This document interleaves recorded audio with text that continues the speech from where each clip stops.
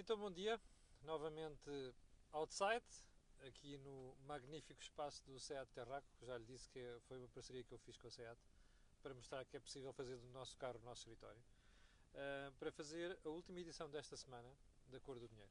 Estamos a falar da edição do dia 15 de maio do ano da graça 2020. O programa é longo, a agenda é longa, mas já aqui dois ou três alertas que eu gostava de fazer. Primeiro, o Meltox, que era para ser ontem. O Meltox, como sabem, é uma parceria entre a Cor do Dinheiro e o Movimento Europa Liberdade. Vai ser hoje, às 18 horas. Ontem, por motivos de agenda, não foi possível. Vai ser às 18 horas, vai ser com o Vítor Cunha. O Vítor Cunha foi jornalista. É hoje responsável por uma das agências de comunicação com maior peso em Portugal, que é a JLM, e vai-nos falar sobre jornalismo, imagino só, sobre a imprensa, com quem eu vou ter o prazer de conversar logo pelas 18 horas. Portanto, fica feito esse alerta. Segundo ponto, dizer-lhe que não consegui fazer uma das entrevistas que eu tinha guardado para esta semana, que era uma entrevista sobre a área da saúde precisamente. Tivemos aqui um problema, a gente espero que consiga fazê-la na próxima semana. Ora bem, sem mais delongas, porque isto é uma agenda muito comprida, vamos então ao período de ordem do dia.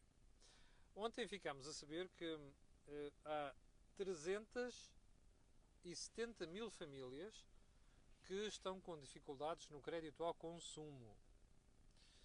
Hum, para você ter uma ideia, este número refere-se a antes do pico da pandemia, Covid-19. E deve fazer-nos meditar. Porque repare, se há 370 mil famílias, repare que nós não estamos a falar de crédito à habitação. Estamos a falar de crédito ao consumo, o que já de si é gravíssimo. Só um alerta. Lembra-se das vezes em que aqui na Cor do Dinheiro nós dizemos para se ter cuidado com o crédito ao consumo. Lembra-se das vezes que já referimos aqui que o Banco de Portugal tinha que intervir até mais neste capítulo? A questão é esta. Antes de nós chegarmos ao pior momento da pandemia, nós estamos com 370 mil famílias em dificuldades. Qual é o problema disto? É que quando estas coisas acontecem, se houvesse justiça, quem se meteu na alhada devia saber sair dessa alhada. Mas normalmente não é assim. Porque começa ao tio, a queixa aqui, a queixa acolá, depois mete-se a DEC pelo meio, que amplia estas coisas de forma brutal, e o que é que sucede? Aparece sempre uma ajuda do Estado, perdão, sua, minha e de mais toda a gente paga impostos e contribuições, percebe? É esse o problema. É que depois por uns pagam outros. O justo paga pelo pecador. Entende? Bom, é que depois nos momentos difíceis não há coragem de tomar medidas difíceis também e responsabilizar as pessoas. Segundo ponto, continua a haver muitas empresas à espera do pagamento do layoff. A doutora Paula Franco, que é bastonária da Ordem dos Contabilistas Certificados, que avança esta informação, confirma que continua a haver muitos casos por pagar. É certo que os pagamentos já começaram, é certo que já tem havido até muitos processos que foram despachados, mas há processos onde houve erros no início de março, imagino só no início de março, que continuam por resolver. Há processos onde as coisas se arrastam, decisões se vão arrastando. Ora, isto não é positivo. E como vamos ver a seguir, há uma série de empresas que continuam sem poder pagar salários. Ora, e este valor já é um valor elevado. Portanto, neste aspecto, há duas coisas a realçar. Primeiro, os serviços do Estado não têm condições para estar a processar isto tudo. O ajustamento não foi bom, por um lado, ajustamento à nova situação, e por outro, o aspecto mais preocupante disto tudo é que, se você for ver, isto confirma que o Estado não tem dinheiro. Porque se houvesse dinheiro. Desculpa, houve aqui um problema com comunicações, parece que está resolvido, peço imensa desculpa por isso, mas eu ainda ontem mostrei a farsa de Mário Centeno e vou-lhe repetir hoje daqui a bocadinho, que mostra que o país não tem dinheiro e, portanto, isto que está a acontecer também é um reflexo disso. Aliás, você vai ver que vamos chegar ao final desta crise e vamos descobrir que, desculpe, estou com problemas técnicos de comunicações, não, por favor, não me consigo fazer nada sobre isso. Bom, mas dizia eu, vamos chegar ao final desta crise, vamos ver que os números estão abaixo. Pronto, é um problema de comunicação. Peço desculpa, há aqui coisas que não consigo fazer. Bem, segundo ponto. Terceiro ponto. Semáforos nas praias. Nós estamos à beira de conhecer as medidas da segunda fase de desconfinamento, mas também de já começarmos a preparar o verão. Ora bem, o que está a ser discutido é coisas como colocar semáforos à entrada das praias e reservar uma área de 10 metros quadrados para quem está nas praias. Bom, diga-me uma coisa. A gente vai passar a ter à entrada das praias as filas que tem numa loja, num supermercado ou num centro comercial? É esta a ideia? É estranho, não é? Diga-me uma coisa. Acha que vai ser possível gerir isto? Quantos seguranças, stewards, polícias não há por tudo isto, não é? Quantos seguranças vão ser precisos para estar a gerir estas coisas? As concessionárias das praias vão ter dinheiro para pagar isto? Já imaginou 10 metros quadrados para famílias com crianças? O que é que isto quer dizer? Olha, traça aí uma linha no chão. Sinceramente, eu sei que estamos todos a apalpar terreno, mas há coisas que são ridículas. Esta é uma delas. Ponto seguinte. Os hospitais de campanha e a polémica que eu perspectivo que aí vem. Como sabe, várias câmaras montaram hospitais de campanha. Fizeram muito bem, porque houve uma altura da pandemia em que não se sabia muito bem o que é que ia acontecer. E o risco que havia depois de nós termos entupimento dos hospitais propriamente ditos.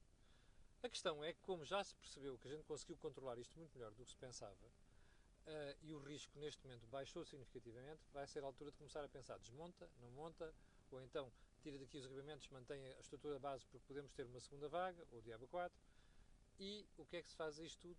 E sobretudo, que é a minha suspeita, vamos começar a questionar quem é que paga. E eu prevejo que vamos começar a ter aqui uma rumaria ao Ministério da Saúde para perceber de onde é que há de vir a verba para pagar isto. Aguardemos, sendo certo que isto vai dar polémica.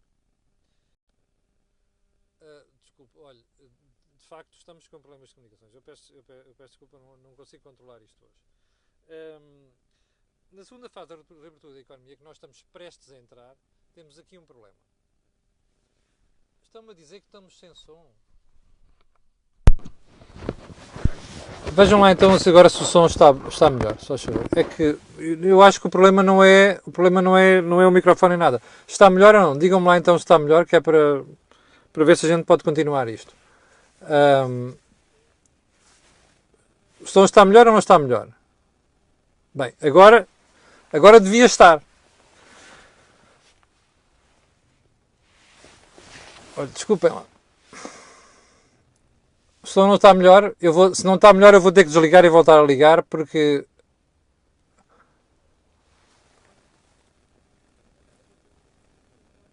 Bom, eu vou ter que... Desculpem lá, eu vou desligar e vou voltar a ligar e vou recomeçar a emissão, porque já... não, parece que já chegou o som, né? Ora bem, eu peço desculpa, não sei o que é que se passou aqui, e estava com problemas de... Bom, Pedro Oliveira diz que está a 5 estrelas, vamos lá isto. Vamos lá, eu vou fazer aqui um pequeno wrap-up disto, é assim, 370 mil famílias estão com problemas de crédito ao consumo. Lembra-se as vezes que alertámos aqui para isso. E o problema é que quando estas coisas acontecem, depois não conseguimos resolver isto de um momento para o outro, sobretudo depois aparece aquela ideia das ajudas do Estado e por aí adiante. Ora bem, isso é um problema, isso é preocupante e só mostra que as autoridades não atuaram a tempo. Bom, estava aqui a falar da segunda fase de abertura da economia. Hoje vamos começar a discutir isto, já devíamos ter discutido, já devíamos ter medidas no terreno. Ponto muito importante, o Governo diz que quer, através da Secretaria de Estado, diz que quer prolongar os empréstimos para as rendas. Bom, aqui está um belíssimo exemplo de como é que estas medidas deviam ter sido pensadas mais cedo, não é?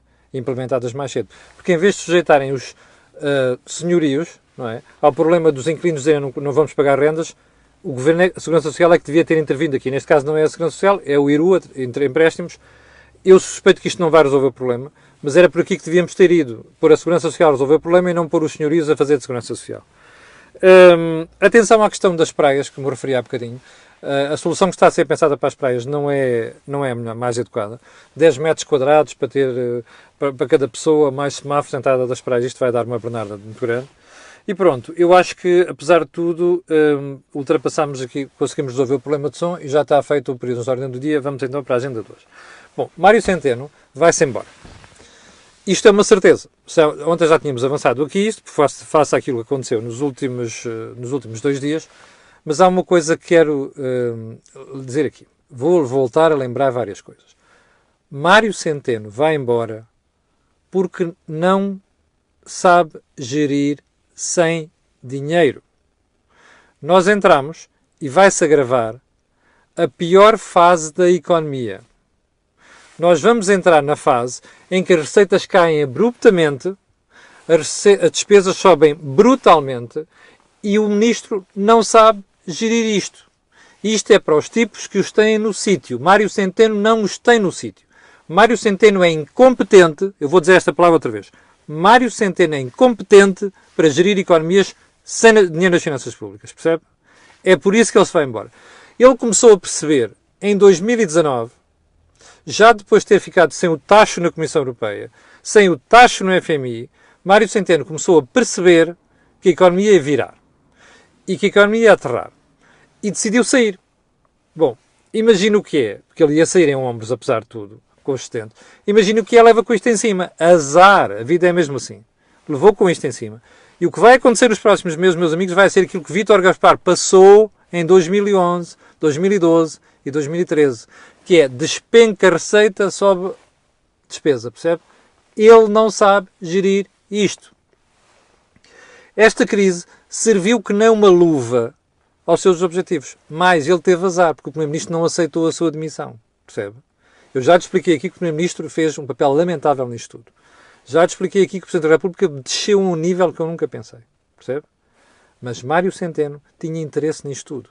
E tinha interesse em pirar-se daqui para fora, porque ele sabe que não sabe gerir isto. E quer deixar a batata quente a outro. Essa é que é a verdade. Bom, ponto seguinte. A confirmar isso, que eu lhe estou a dizer que Mário Centeno não sabe gerir sem dinheiro, eu vou-lhe ler aqui a frase que ele utilizou. Vou reler a frase que ele utilizou no Parlamento, ao discutir isto. Não temos nenhum helicóptero a sobrevoar o país a largar dinheiro pelo país fora.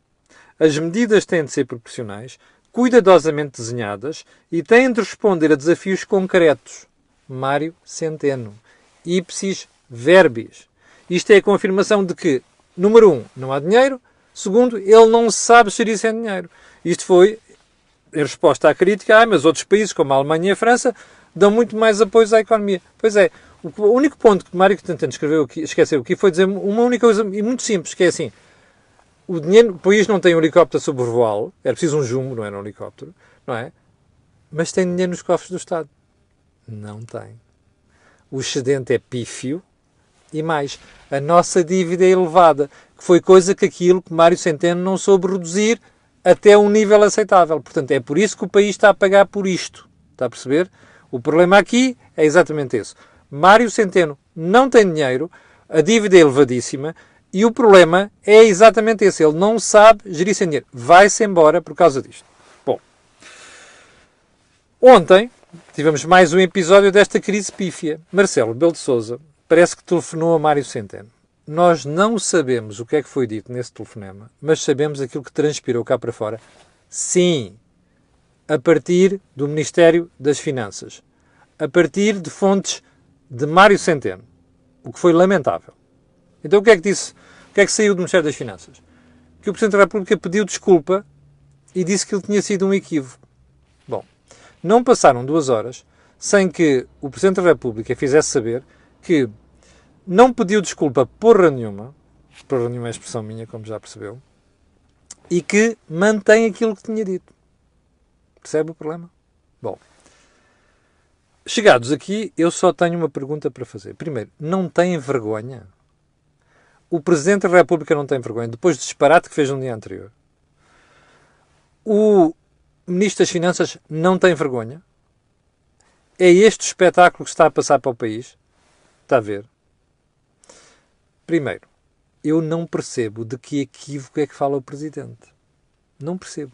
E sabe porquê é que eu não percebo? Eu vou-lhe dizer, ouça esta frase, da autoria do Sr. Presidente da República. Há uma auditoria que estaria concluída em maio deste ano.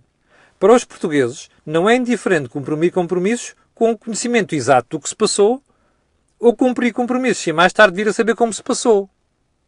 Isto é dito pelo Presidente da República. E mais, o Primeiro-Ministro esteve muito bem quando disse que o Estado só cumpriria as suas responsabilidades depois da auditoria.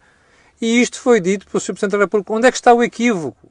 Não há equívoco nenhum aqui, percebe? Isto é Marcelo no seu pior. Marcelo adora estas coisas. Bom, embora ele adore, pode fazer isso na sua vida privada. O que não pode fazer é estes espetáculos para o país. E o que a gente viu ontem foi o Mário Centeno chateado, aborrecido com o Presidente, que manda o seu gabinete pôr cá para fora aquelas informações e depois vemos um Presidente ressabiado e diz assim, espera aí que vou pôr este gajo na ordem.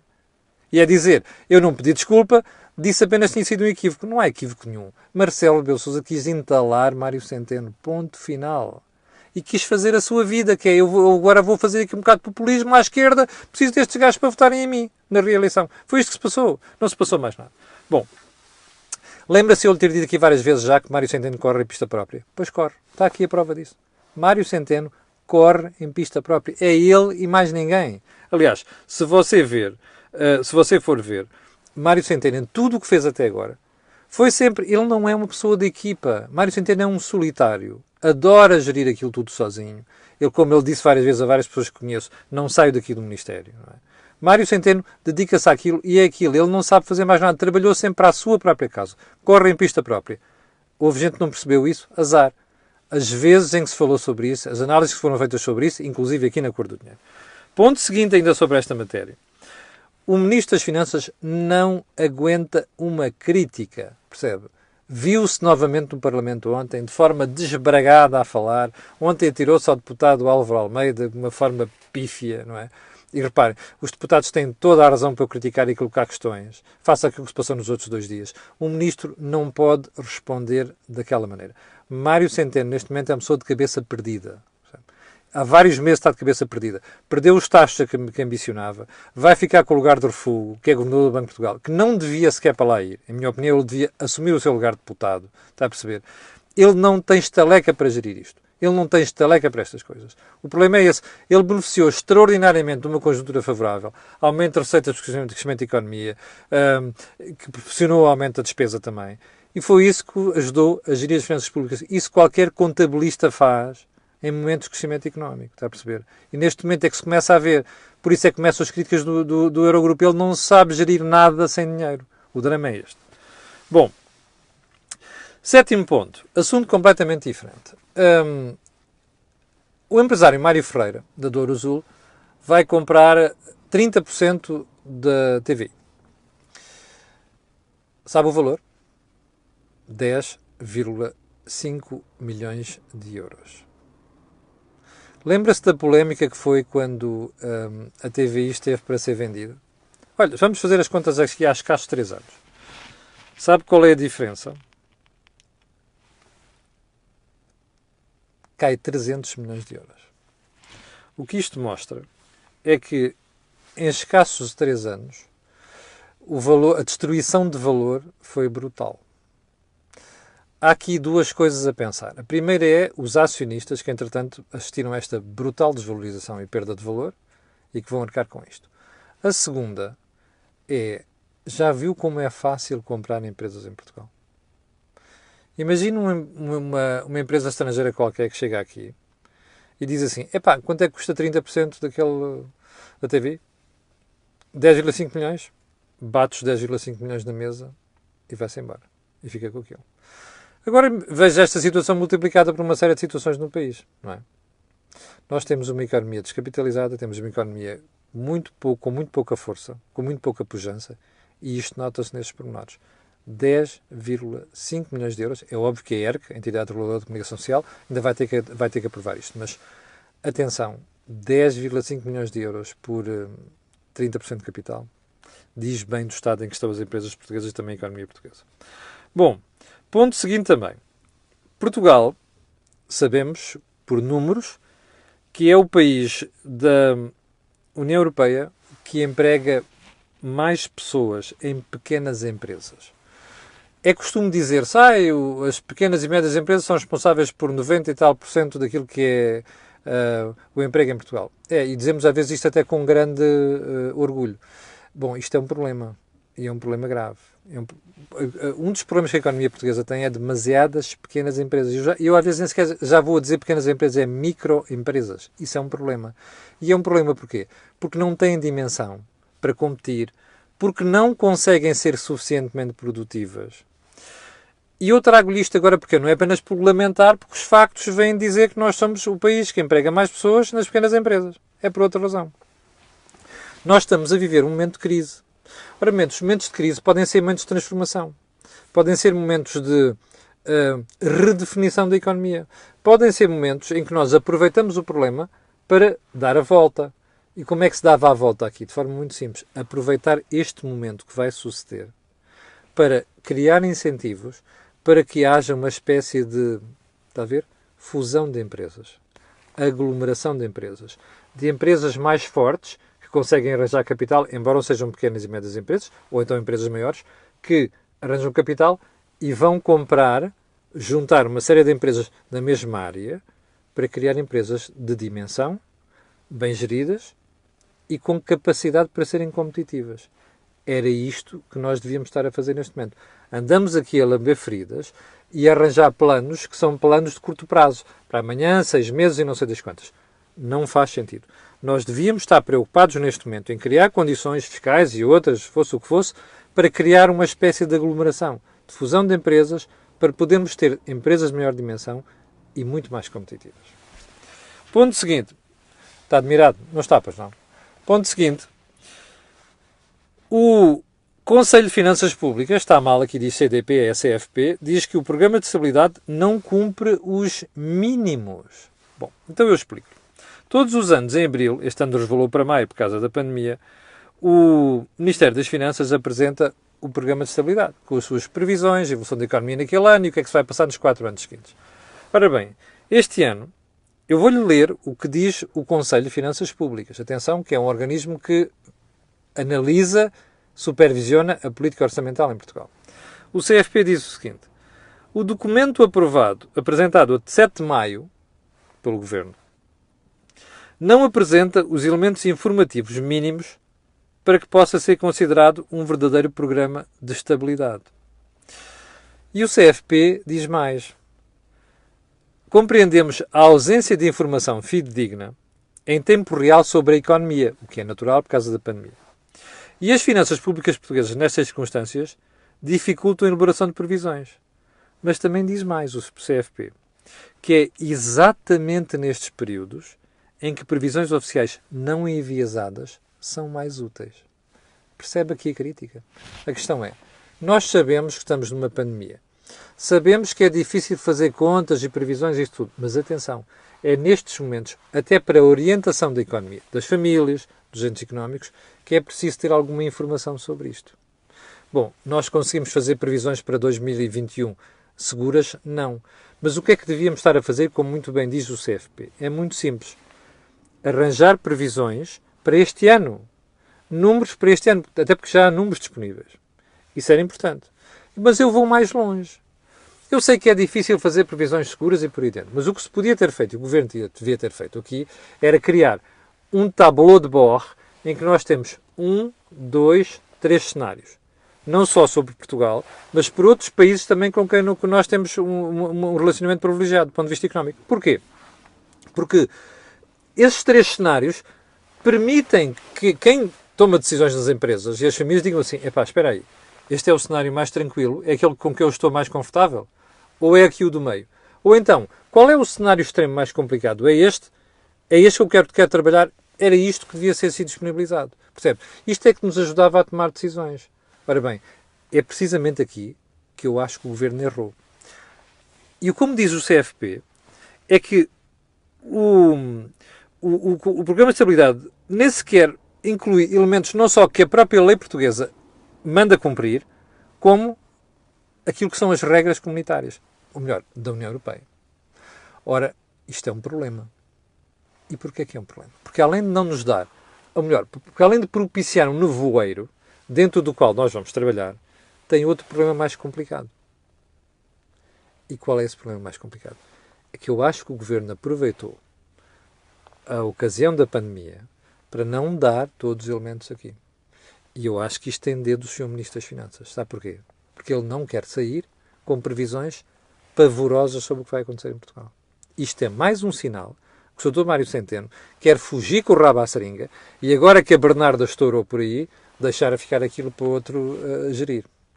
E você já percebeu porque é que o Primeiro-Ministro está tão preocupado e passa a vida a dizer que não há austeridade e o diabo 4? Bom, por falar em austeridade, sabe que há 14% dos trabalhadores que não têm qualquer rendimento neste momento? Sabia disso? Isto não é austeridade, pois não. Está a ver o que é que o Sr. Presidente da República devia estar preocupado neste momento, em vez de estar a fazer desmentidos e por aí adiante? Está a ver qual devia ser a preocupação do Ministro das Finanças? Bom, mas está a ver porque é que o Dr. António Costa teve uma tirada de mestre com a saída na Alta Europa. Aliás, os alemães devem estar fulos, sinceramente devem estar fulos com a história de irem fazer política para a empresa. Os alemães odeiam aquilo. Mas enfim, ainda de perguntar isto. Só este pormenor. Já reparou como o Dr. António Costa saiu com uma da cartola a anunciar a candidatura do Sr. Presidente da República? O Sr. Presidente da República despediu Mário Centeno. Eles estão todos interessados em desviar as atenções do que interessa. E as atenções do que interessa é isto. 14% dos trabalhadores não têm rendimento neste momento. Percebe?